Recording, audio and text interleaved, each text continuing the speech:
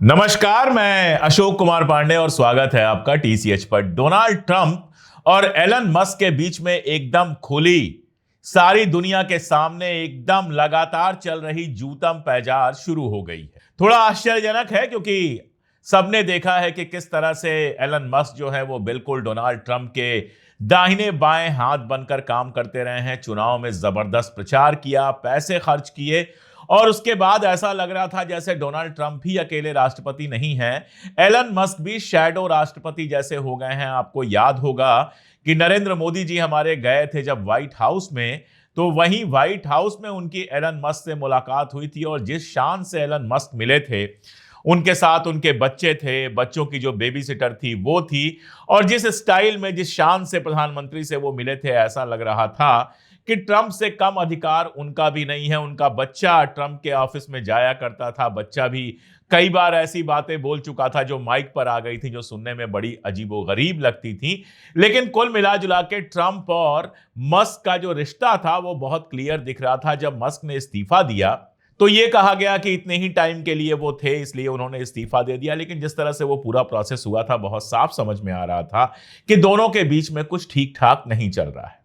लेकिन कल तो सब कुछ खुल के बाहर आ गया।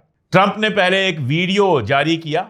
ट्रंप का एक इंटरव्यू चल रहा था जिसमें उन्होंने मस्क के बारे में कुछ बातें कही। और मस्क के बारे में एक बात आपको मैं बता दूं, जो लोग ट्विटर पर उनको फॉलो करते हैं वो जानते हैं कि भले वो ट्विटर के मालिक हो, भले दुनिया के सबसे अमीर आदमी हो, लेकिन ट्विटर पर उनका बिहेवियर जो होता है वो बिल्कुल वैसा ही होता है जैसे आम लोगों का होता है। कोई उनके बारे में कुछ लिख दे तो उससे भिड़ जाते हैं, जवाब देते हैं, और बिल्कुल कई बार ऐसा लगता है जैसे मोहल्ले के लौंडे लड़ रहे हैं, वैसे लड़ते हुए नजर आते हैं एलन मस्क। और कल उसी स्टाइल में उन्होंने ट्रंप के ऊपर हमला करना शुरू कर दिया।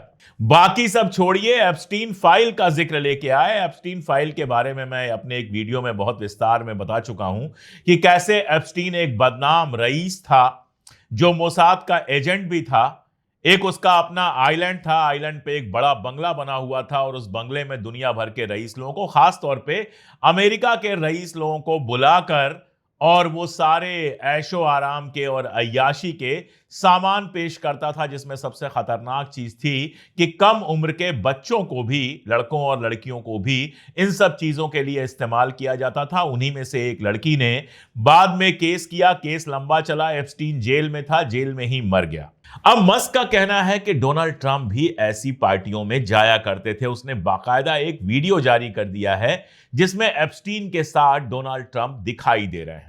यहां मैं आपको एक और मजेदार बात बताऊं कि ट्रंप जब आए थे सत्ता में तो उन्होंने कहा था जितनी गोपनीय फाइल्स हैं वो सारी गोपनीय फाइल ओपन की जाएंगी, एप्स्टीन फाइल भी ओपन की जाएगी। फिर खबर आई कि एप्स्टीन फाइल ओपन हो रही है, लेकिन उसमें जो नाम थे वो नाम ओपन नहीं किए गए, इसलिए उस फाइल के ओपन होने का कोई मतलब नहीं था।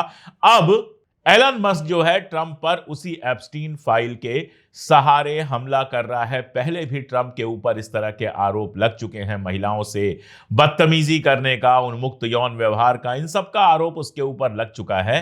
अब नए सिरे से मस्क एप्स्टीन फाइल का आरोप लगा रहे हैं। देखिए, एक बात बहुत क्लियर है, भले पॉलिटिशियन हो गया है ट्रंप, दूसरी बार राष्ट्रपति बना है, लेकिन बेसिकली ट्रंप एक बिजनेसमैन है। और एलन मस्क चाहे जो भी कह रहा हो, कर रहा हो, बेसिकली वो भी एक बिजनेसमैन है और दोनों बड़े बिजनेसमैन हैं। अगर ट्रंप पॉलिटिक्स में नहीं आया होता तो वो और बड़ा बिजनेसमैन होता, लेकिन पॉलिटिक्स में वो आया और दूसरी बार राष्ट्रपति बना। मस्क ने इसमें काफी रोल निभाया था, पैसे वैसे काफी लगाए थे। जाहिर है जब कोई अडानी किसी मोदी के लिए काम करता है तो उसके अपने स्वार्थ भी होते हैं और कई बार पूरे होते हैं, कई बार नहीं पूरे होते हैं।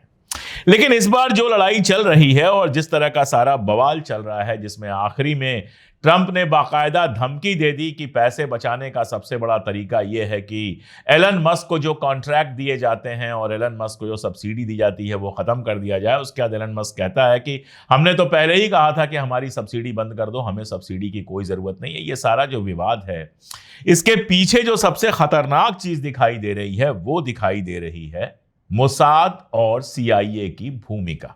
दरअसल सत्ता में आने के बाद ही एलन मस्क लगातार सीआईए को कमजोर करने की कोशिश कर रहे थे और सीआईए की अपनी ताकत है। आप अमेरिकन डीप स्टेट को कम करने की बात कर रहे थे, लेकिन अमेरिकन डीप स्टेट को कम कर पाना आपके बस की बात है नहीं। इस पूरे खेल के पीछे एक बड़े डीप स्टेट का हाथ है दिखाई दे रहा है वो हाथ, और उसके पीछे इजराइल के मोसाद और अमेरिका के CIA का हाथ बहुत साफ साफ दिखाई दे रहा है। दरअसल अगर आप न्यूयॉर्क टाइम्स की एक पोस्ट देखेंगे, एक रिपोर्ट देखेंगे, तो उसमें एक नाम आता है पैलेंटियर। पैलेंटियर क्या है? पैलेंटियर एक ऐसा ऑर्गेनाइजेशन है जिसके मालिक हैं पीटर थियल, और जिसका बेसिक काम यह है कि वो लोगों का डेटा इकट्ठा करता है। डेटा मतलब सब कुछ, नाम, पता, बाप का नाम, ये सब तो ठीक है। वो क्या विचार रखते हैं, सोशल मीडिया पर क्या लिखते हैं, कहां आते हैं, कहां जाते हैं, यानी अंग्रेजी में जिसको कहते हैं पूरी तरह से सर्विलियंस। आपको याद होगा इजराइल का एक स्पाईवेयर, एक स्पाई सॉफ्टवेयर जो है वो बहुत चर्चित हुआ था, पेगासस। पेगासस में तो आपको लोगों के मोबाइल में वो सॉफ्टवेयर डालना होता है और उसके बाद उनके मोबाइल के थ्रू उनकी जितनी जानकारी है वो सब आपके पास पहुंचती रहती है। ये उससे भी ज्यादा खतरनाक एक तरीका है लोगों का डेटा इकट्ठा करने का। ट्रंप जो ही सत्ता में आता है, पैलेंटियर के साथ डिफेंस और जो होम सिक्योरिटी डिपार्टमेंट है उनके साथ नए अनुबंध होते हैं, नया इनका कॉन्ट्रैक्ट होता है जिसकी वैल्यू है $113 मिलियन से ज्यादा। और पिछले ही हफ्ते अगर देखा जाए तो जो रक्षा मंत्रालय है अमेरिकी सरकार का, उसके साथ $795 मिलियन का एक और अनुबंध हुआ है। यानी आप दोनों को मिलाकर अगर जोड़ लें तो तकरीबन $1000 मिलियन का ये अनुबंध हो चुका है। अब इसमें करना क्या है? इसकी जो डेटा विश्लेषण तकनीक है, फाउंड्री टूल जिसको कहते हैं, वो अमेरिका सरकार की कई एजेंसियां खरीदेंगी, जैसे कि सोशल सिक्योरिटी और IRS। अब सोशल सिक्योरिटी में क्या होता है, सरकार से जो आपको मदद मिलती है, वहां पे अमेरिका में और बाकी जगहों पर पूरे यूरोप में ये सिस्टम है कि सोशल सिक्योरिटी मिलती है ऐसे लोगों को जो पैसे नहीं कमा रहे हैं, जो गरीब हैं, या फिर ऐसी औरतें जो बिना शादी के मां बन जाती हैं और उनके पास कोई सहारा नहीं होता है। मतलब जिनको सरकार की सहायता की जरूरत होती है उनको सोशल सिक्योरिटी सिस्टम के अंदर लाया जाता है। तो उन सबका डेटा सोशल सिक्योरिटी सिस्टम के पास होता है। उनके साथ भी ये काम करना चाह रहा है, दूसरी संस्थाओं के साथ भी ये काम करना चाह रहा है। अब ये जो डेटा कलेक्शन होगा उसमें सारा रिकॉर्ड, जनता का सारा रिकॉर्ड किसके पास होगा? सरकार के पास होगा। यानी लोगों की कोई अपनी गोपनीयता नहीं रह जाएगी।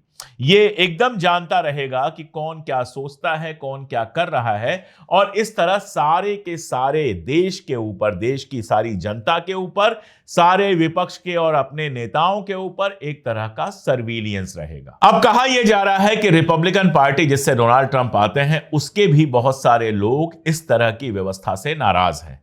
और मस्क इसलिए नाराज हैं क्योंकि इसमें पैलेंटियर बेसिकली जो करता है वो AI के माध्यम से करता है।